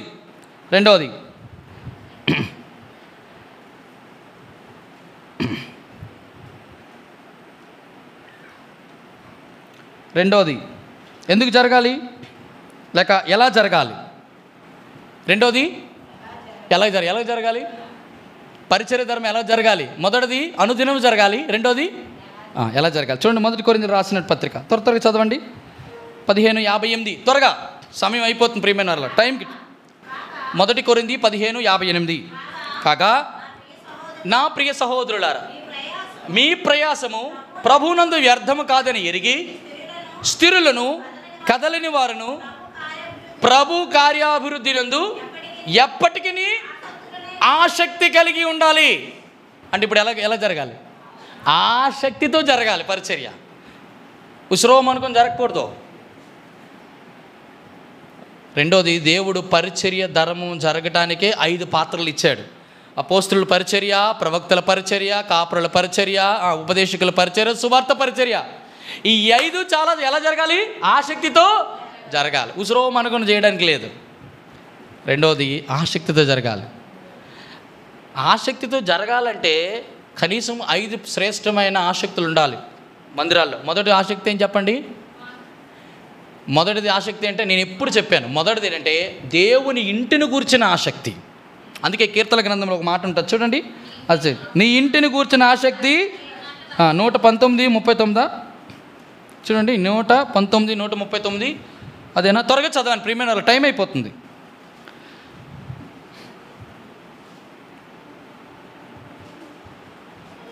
కీర్తనలు 69:9. కీర్తనలు 69:9. నీ ఇంటిని గూర్చినటువంటి ఆసక్తి. ఇది ఎవరి గురించి చెప్పబడిన మాట అమ్మా? ఎవరి గురించి చెప్పబడిన? ఇది ప్రవచనం. ఈ ప్రవచనం ఎక్కడ నెరవేరింది? యోహాను సువార్త 2వ అధ్యాయం. యోహాను సువార్త 2వ అధ్యాయము 17వ వచనం. యేసుక్రీస్తు ప్రభువారు యెరూషలేము దేవాలయానికి వెళ్ళినప్పుడు ఆ యెరూషలేము దేవాలయాన్ని పాడు చేస్తున్నటువంటి వారిని చూచి ఇప్పుడు ఈ మాట పలుకుతాడు చూడండి. యోహాను సువార్త. ఆయన శిష్యులు నీ ఇంటిని గూర్చిన ఆసక్తి నన్ను భక్షించునని రాయబడి, ఎక్కడ రాయబడింది? కీర్తనల గ్రంథములో దావీదు రాసినాడు పరిశుద్ధాత్మ ప్రేరణ ద్వారా. అది ఎక్కడ? యేసు ప్రభు జీవితంలో జరిగింది. అంటే అర్థం ఏంటంటే, మనకి ఆసక్తి పరిచర్య ధర్మములు జరగాలంటే మందిరము గురించిన ఆసక్తి ఉండాలి. మొదటిది మందిరము గురించిన ఆసక్తి, ఇది మొదటి ఆసక్తి అండి. రెండో ఆసక్తి చూడండి, ఇవన్నీ చెప్తే సమయం అయిపోతుంది కాబట్టి నేను త్వరగా దాటిపోతున్నాను. చూడండి, మొదటిది అపోస్తుల కార్యములు 17:11 చదువుతారా? అపోస్తుల కార్యములు 17:11. ఈ 3 చాలు, ఇంకెక్కువ మనం చెప్పడానికి లేదు. వీరు అపోస్తుల కార్యములేనమ్మా 17:11 చదువునాను. తెస్సలోనికలో ఉన్న వారి కంటే గనులై ఉండిరి కనుక అంగీకరించి, అలాగున్నాయో లేవని ప్రతిదినము లేఖనములు, ఒక దినమా? ప్రతిదినం. ఎవరు చెప్తుంటే? పౌలు శీలలు. అంటే పౌలు అంటే ఎటువంటి వాడు? మంచి వాక్య పండితుడు. ఆయన చెప్పిన మాట కూడా అది ఉందో లేదో పరీక్షించడానికి ఏం చేసేవారు? ప్రతి దినం లేఖనాలు పరిశోధించడం అంటే అర్థం అంటే చదవడం కాదు, చెల్లికి తెలుస్తుంది. రీసెర్చ్ అంటే అర్థం ఏంటి? ఒక విషయాన్ని 1కి 10 సార్లు ఇది అవునా కాదా, ఎవరిలో పరీక్షించిన వాళ్ళు బెరయా సంఘస్థులు. తెస్సలోనికలో ఉన్నటువంటి సంఘ విశ్వాసుల కంటే బెరయా సంఘస్థులు వాళ్ళు ఏం చేసేవారు? అది ఉందో లేదు. అంటే దాని అర్థం ఏంటంటే, అన్న ఈరోజు బలిపీఠపై ఒక బూడిద గురించి ఇన్ని చెప్పాడు, ఇవి ఉన్నాయో లేవో కాదో అవునో ఏం చేయాలా? ఇంటికి వెళ్ళి చదవడం కాదు, ధ్యానించడం కాదు, పరిశోధించాలి. అంటే అర్థం ఏంటంటే, వాక్యం అందు ఏముండాలి? మనకి ఆసక్తి ఉండాలి. మొదటి ఇంటిని గురించి ఆసక్తి ఉందనుకో, రెండోది వాక్యం గురించి ఆసక్తి. సరే, ఇవన్నీ సమయం అయిపోతుంది కాబట్టి లాస్ట్ అండ్ ఫైనల్గా అన్నిటికంటే ప్రాముఖ్యంగా ప్రార్థన కొరకు ఆసక్తి ఉండాలి. ఏలియా మనమంటే స్వభావం గల మనుషుడే, అతడు ఆసక్తితో ప్రార్థన చేయి. యాకోబు రాసిన పత్రిక 1 అధ్యాయం లాస్ట్ వచనం చదువుతారా త్వరగా? చూడండి,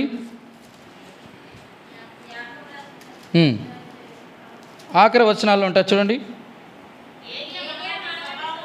ఏలియా మన వంటి స్వభావం గల మనుషుడే, ప్రార్థన చేయగా వర్షింపలేదు, చేయగా భూమి తన ఫలం ఇచ్చి. ఎంత అద్భుతమైన మాట అండి, ఎంత అద్భుతమైనటువంటి మాట. సంఘము ఆసక్తితో ప్రార్థన చేయగా, ఇది కూడా నేను అపోస్తల కార్యాలకి చూపించిన సమయం లేదు కాబట్టి, పేతురు చెరసాలంటే సంఘం ఏం చేసింది? ఆసక్తితో ప్రార్థన చేసింది. అంటే రెండవది ఏం చెప్పండి? అనుదినము పరిచర్య జరగాలి. పరిచర్య ధర్మం జరగడం అంటే రెండోది ఆసక్తితో పరిచర్య జరగాలి. మూడోది చెప్పండి, ఎందుకు జరగాలి? అదే కదా ఇంపార్టెంట్. ఎందుకు జరగాలి? ఇక చూడండి, 3 మాటలు మీకు జ్ఞాపకం చేస్తాను. చూడండి, ఈ 3 మాటలు మీకు జ్ఞాపకం చేస్తే కన్నా, మొదటిది ఎందుకు జరగాలంటే ఇది అవసరం కనుక. దేనికి అవసరం? బూడిదికి అవసరం కనుక. బూడిదికి ఎందుకు అవసరం? సిలువు దగ్గర ఉంది కనుక. సిలువు దగ్గర ఎలాగుంది? బూడిది ఎలాగుంది? పడిపోయి ఉందా? బలిపీఠము దగ్గర బూడిద ఎలాగుంది? శక్తితో. మీరు బూడిదంటే బూడిదని మనసులో పెట్టుకోకండారా. నేను వాక్యము లోతుల్లోకి వెళ్ళి చెప్పిన బూడిదంటే అన్న బూడిద చెప్పాడు. బూడిది కాదు అక్కడ. బూడిదంటే మనమే. శక్తితోనూ దేవునికి వాక్యముతోనూ నిండుకున్నటువంటి బూడిద దేవుడు ప్రాధాన్యత ఇవ్వడం మాత్రం కాదు, ప్రత్యేకపరచడమే కాదు, మూడోది ఏం చేశాడు? ప్రతిష్ఠించినాడు. ఇక్కడ గమనండి, అవసరము కనుక మనం పరిచర్య చేయాలి, పరిచర్య ధర్మం. రెండోది ఏంటో తెలుసా? అవసరంతో పాటు ఏముంది అక్కడ? దేవుడు ఎందుకు పరిచర్య అప్పచెప్పాడు అక్కడ? రెండవది ఏంటంటే అవసరం మాత్రమే కాదు, అది చెప్పండి, అది పరిచర్య ధర్మం జరగడానికి అవసరం మాత్రమే కాదు. రెండోది ఏంటి? అది ఎంతో అనుభవం కాబట్టి, అమూల్యం కాదు, అంతో అనుభవం. అంటే దాని ద్వారా అనుభవం నేర్చుకోవాలి. పరిచర్య జరగడం అంటే, పరిచర్య ధర్మం జరగడం అంటే దాని ద్వారా ప్రతి ఒక్కరూ అనుభవం నేర్చుకోవాలి. డైరెక్ట్గా వచ్చి బూడిదగా మారకుండా పులిపీట మీదకి వచ్చి దేవుని అన్న నాకు కూడా వాక్యం ఇవ్వండి అన్న, నేను కూడా చెప్తానన్నా అంటే ఎవరు? నీకు రావాల్సింది ఎక్కడ? బూడిద దగ్గర నువ్వు పరిచర్య స్టార్ట్ చేయాలి. అక్కడ బూడిద దగ్గర నువ్వు పరిచర్య జరగకుండా ప్రత్యక్ష గుడారంలో మందసం దగ్గర నువ్వు పరిచర్య చేయడానికి చెప్పండి అర్హుడువు కాదు. అంతేనా? ఆవరణలో పరిచర్య చేయాలా, పరిశుద్ధ స్థలంలో పరిచర్యకి రావాలి, అప్పుడు అతి పరిశుద్ధ స్థానంలో మందసం దగ్గరికి రావాలి. ఆ 3వ స్టేజ్కి వెళ్ళాలంటే మొట్టమొదటి బలిపీఠం దగ్గర పరిచర్యకి చేయాలి. ఇది అనుభవం. 3వది ఏంటి? ఎందుకు పరిచర్య చేయలేదంటే గమనించండి, ఆ పాత్రలన్నీ కూడా అప్పగించుకున్నాయి కాబట్టి పరిచర్య చేయాలి. అందరూ పరిచర్య చేయడానికి లేవు, అందరూ పరిచర్య చేస్తారంటే అవ్వదు. ఎవరంటే తన్ను తాను అప్పగించుకోవాలి. అంటే అర్థం ఏంటి? అన్నా దేవా నాకు అప్పగించిన పరిచయం. అందుకే ఇది మనము గమనించండి, దేవుడు మనకి ఎప్పుడు అప్పగిస్తాడంటే మనము దేవునికి అప్పగించుకుంటే, సజీవ యాగముగా మనం అప్పగించుకుంటే దేవుడు మనకు ఆ పరిచర్యను అప్పగిస్తాడు. అందుకే మహిమ గల పరిచర్య పొందినందున ఆధైర్యపడను, కృప పొందినందున ఒక భక్తుడు రాస్తాడు ఈ మాట. అంటే ఏ పరిచర్య ఇది? మహిమ కలిగిన పరిచర్య. నేను ఇప్పుడు అదే అంటాను, మహిమ కలిగిన పరిచర్యను పోగొట్టుకున్నాడు బైబిల్లో ఒకే ఒక వ్యక్తి. ఎవరు చెప్పనా? అపోస్తలుడైన ఇస్కరియోతు యూదా. తన అపోస్తలత్వమును పోగొట్టుకున్నాడు, కోల్పోయాడు. కాబట్టి ఏ పరిచర్య నేను చేయలేకపోతున్నానన్నా చేయడానికి చాలా కష్టం. నిజంగా ప్రతి ఒక్కరికి బలహీనతలు ఉంటాయి, కానీ దేవుడు మనకిచ్చిన కొన్ని వెసులుబాట్లు ఉండొచ్చు ప్రియమైన వాళ్ళారా, ఒకసారి 2 సార్లు ఓకే, కానీ ఆ పరిచర్యను మనం తీసుకోలేకపోతే ఆ పరిచర్య ద్వారా దేవుడు నీకు ఇచ్చినటువంటి ఆ పరిచర్యను కొనసాగించేటువంటి ప్రక్రియ ఆగిపోతుంది. కాబట్టి ఎట్టి పరిస్థితులు కూడా పరిచర్య విషయంలో మనం ఎట్టి పరిస్థితులు కూడా వెనుకంజు వేయకూడదు. కాబట్టి ఎన్ని చెప్పాను ఈరోజు? నెంబర్ 1 పరిశుద్ధులు సంపూర్ణులు అవ్వడం, 2 సంఘము క్షేమాభివృద్ధి చెందడం, పరిచర్య ధర్మం. ఇప్పుడు చెప్పండి, పరిచర్య ధర్మంలో 3 చెప్పాను. మొదటిది ఎలా పరిచర్య చేయాలి చెప్పండి, ఎప్పుడు చేయాలి, ఎలా చేయాలి, ఎందుకు చేయాలి, అవసరమైంది కాబట్టి చేయాలి. 2వది అనుభవం రావాలి కాబట్టి చేయాలి. 3 అప్పగించుకున్నావు కాబట్టి చేయాలి, అప్పగించాడు కాబట్టి చేయాలి. మనకి అర్థమైందా? అప్పగించుకున్నావు కదా, సారీ అప్పగించాడు కాబట్టి చేయాలి. చెప్పండి మరి ఒకసారి, ఎలా చేయాలి, ఎప్పుడు చేయాలి? అనుదినము చేయాలి. ఎలా చేయాలి? ఆసక్తితో చేయాలి. ఎందుకు చేయాలి? అవసరం కాబట్టి, అనుభవం రావాలి కాబట్టి, అప్పగించాడు కాబట్టి చేయాలి. ఈ 3 చాలా ప్రాముఖ్యం. క్రీస్తు శరీరం క్షేమాభివృద్ధి చెందడం అంటే ఆరోగ్యం ఉండాలి, ఆనందం ఉండాలి, ఆశ ఉండాలి. ఆరోగ్యం జ్ఞాపకం చేసింది ఆహారం, దేవుని వాక్యం. చెప్పండి, ఆనందం సహవాసం ఉంటేనే ఆనందం. అంతేనా? ఏంటి సహవాసం లేకపోతే ఏమైనా ఆనందం? సహవాసం అంటే సమాధానం ఉంటేనే ఆనందమా? ఒకరితో గొడుగులు ఆడుకొని ఎప్పుడు అలాగే వండుకొని ఒకరి మీద ఒకరు కపటం ఉంచుకొని ఉంటే అవుతుందా? ఎప్పుడు ఉండదు. ఒకసారి కొట్టుకున్నా, ఒకసారి తిట్టుకున్నా, ఒకసారి గసురుకున్నా, ఒకసారి ఉన్నా, మళ్ళీ అన్నీ కూడా క్లియర్ చేసుకొని ఫ్రీగా ఉండాలి. అందుకే ఆత్మలో కపటం లేనివాడు ధన్యుడు. 3వది ఏం చెప్పాను? ఆశ. దేవుడు యేసు ప్రభువు రేపు రాబోతున్నాడు, మేము ఈ శరీరము వెళ్ళిపోతుంది సంఘం. 3వది పరిశుద్ధులు సంపూర్ణులు అవ్వడం అంటే బూడిదిగా మార్చబడ్డం. ప్రియమైన వర్లరా, మొదటిది దేవుడు ఎందుకు ప్రాధాన్యత ఇచ్చాడో చెప్పాను, ఎందుకు ప్రత్యేకపరిచాడో చెప్పాను. 3వది ఎందుకు ప్రతిష్ఠించాడు. దేని ప్రతిష్ఠించాడు? దీన్ని బూడిదను ఎక్కడ ప్రతిష్ఠించాడు? దేనితో ప్రతిష్ఠించాడు? ఆఖరిది ఎందుకు ప్రతిష్ఠించాడు చెప్పండి. ఒక వ్యక్తిని ఎందుకు దేవుడు ప్రతిష్ఠించాడు? లాస్ట్ అండ్ ఫైనల్ బూడిదికి దేవుడు ప్రాధాన్యత, ప్రత్యేకత, ప్రతిష్టత ఎందుకు అంత ప్రతిష్ఠించాడంటే, నా కొరకు ఆఖరి వచనం 6వ అధ్యాయం చివరి వచనంలో అపోస్తలుడైన పౌలు చెప్తాడు, గలతీయులు రాసిన పత్రికలో. చదువుతారా? ఆ ఒక్క మాట చదవండి, దాన్ని బట్టి ఆ ప్రతిష్టత. కృప నానా గలతీయులు రాసిన పత్రిక 6వ అధ్యాయం 14. అయితే మన ప్రభువైన యేసుక్రీస్తు సిలువయందు తప్ప దేని యందు అతిశయించుట నాకు దూరం అవును గాక, దాని వలన నాకు లోకమునకు నేను సిలువ. ఇప్పుడు గమనించండి, లాస్ట్ అండ్ ఫైనల్ ఈ 5 నిమిషాల్లో మీకు ఒక శ్రేష్టమైన మాట చెప్తాను. దేవుడు బూడిదికి అంత ప్రతిష్టత ఎందుకు కలిగించాడో తెలుసా? నువ్వు ప్రతిష్ఠించుకున్నావు కాబట్టి. ఏం ప్రతిష్ఠించుకున్నాడు ఇక్కడ? ఇక్కడ ప్రతిష్టత ఏంటి? ఏం ప్రతిష్ఠించుకున్నాడు ఆ అపోస్తలుడైన పౌలు? సిలువ యందు తప్ప.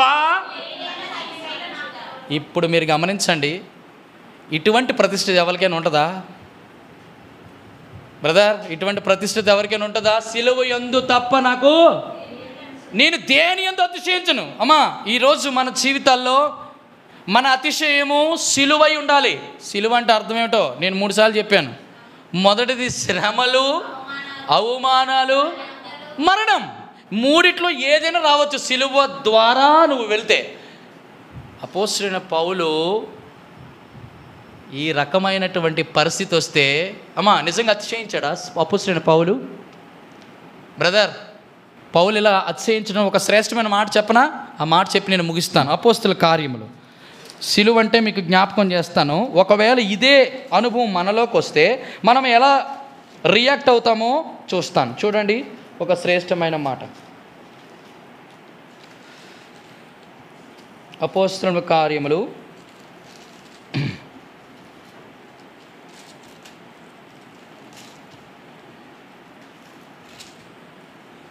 చూడండి, అపోస్తలుల కార్యములు 21వ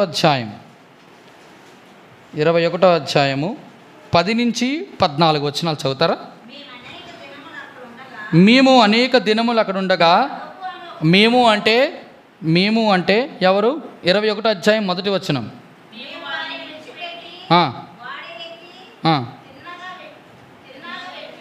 తిన్నగా కాదు, తిన్నాక కాదు, తిన్నగే. ఇక్కడ 21వ అధ్యాయంలో మేము ఎవరు? 38వ వచనం.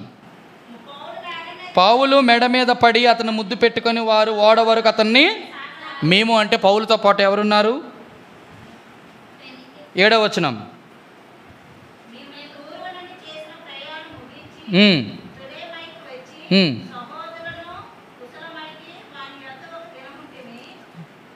చెప్పినానా?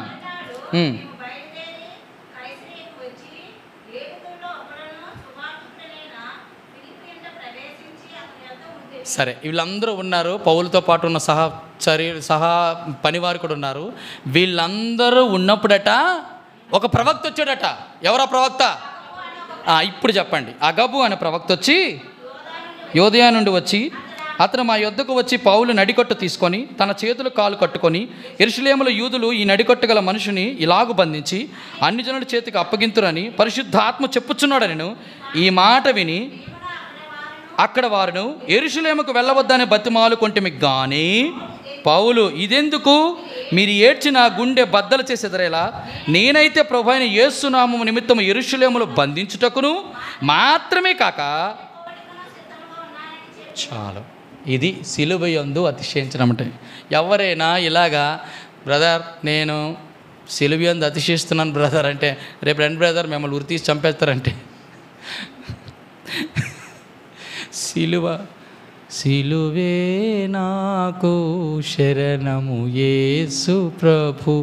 ఈ పాట పాడాలి అంటే ఈ అనుభవంలోకి రావాలి. సిలువ అంటే శ్రమ, సిలువ అంటే అవమానం, సిలువ అంటే మరణం. ఎవరైతే ఈ యొక్క అనుభవంలోకి వస్తారో వాళ్ళే బూడిద. వారిని దేవుడు ఏం చేస్తాడు? ప్రతిష్ఠిస్తాడు. ఎలా ప్రతిష్ఠించుకున్నాడు తెలుసా? తన్ను తాను అపోస్తలుడైన పౌలు సిలువ యందు తప్ప నాకు దేని యందు కూడా అతిశయము. అందుకే అతిశయము అని రాసిన పక్కనే దాని కంటిన్యూషన్ ఏం రాశాడు? గలతీయులకు రాసిన పత్రికలో నేను లోకమునకును లోకము అంటే దాని అర్థం ఏంటో తెలుసా? మన అతిశయమైనటువంటి సిలువను దూరపరిచేది ఒకటే ఈ ప్రపంచంలో. అదేంటో తెలుసా? లోకం. కాబట్టి చాలా జాగ్రత్తగా. అందుకే లోకమునకు నేను లోకమునకు అంటే ఆ సిలువ ఏంటి అర్థం ఏంటి? లోకం విషయంలో ఏమైపోయినాడు? చనిపోయాడు. లోకంలో ఉన్నది ఏంటి? చెల్లిపోవడం అంటే శరీరాశ, నేత్రాశ. నాకు తెలిసి ఈ 3 చచ్చేంత వరకు ఎవరికి పోదు. ఇంకా సిలువ యందు వచ్చి మనకి ఇప్పుడు వచ్చింది. ఒకవేళ రాకపోతే మనం బూడిది ఇప్పుడు మార్చబడ్డాం. మనం బూడిదిగా మార్చబడిపోతే 5 పరీక్షలు, కొండలు, బిందెలు, చెప్పండి, గరిటెలు, గిన్నెలు, ముండ్లు, అగ్నిపాత్రలు దేవుడు మన కోసము పక్కన వంచాడు. ఇప్పుడు తలంపు ఏంటంటే, ప్రభా నన్ను బూడిదిగా మార్చు, పరిశుద్ధుల సంపూర్ణ క్షిస్తాను క్షమాభివృద్ధి పరిచర్యధరం జరగడానికి. ప్రభా నాకు ఇచ్చిన అపోస్తలులు, ప్రవక్తలు, చెప్పండి, సువార్థికులు, కాపరులు, ఉపదేశకులు ప్రభా నాకు ఇచ్చావయ్యా. నేను బూడిదిగా మార్చబడ్డాను. యోబు చెప్పాడు, అబ్రహాం చెప్పాడు, అటు రీతిగా నేను మార్చబడ్డాను. నాయనా నాకెంత ప్రాధాన్యత ఇచ్చావు ప్రభా, నన్ను ఎంతగా ప్రత్యేకించావయ్యా, నన్ను ఎంతగా ప్రతిష్ఠించావు ప్రభా. నీ ప్రాధాన్యత కొరకు, నీ ప్రత్యేకత కొరకు, నీ యొక్క ప్రతిష్టత కొరకు మేము స్తుతిస్తున్నాను ప్రభా. ప్రభా ఎంత గొప్ప ఆయన ప్రభా తండ్రి, ఇగో ప్రత్యేకముగా ఆ బలిపీఠపు దగ్గర ఉన్నటువంటి బూడిద యొక్క అనుభవం కూడా నా జీవితంలో కూడా ఉంచంటూ ప్రార్థన చేసి మనల్ని పరీక్షించుకొని ప్రభుకి సమీపములుగా ఉన్నట్లు పరిశుద్ధాత్మ కృప అనుగ్రహించును కాక. ఆమేన్.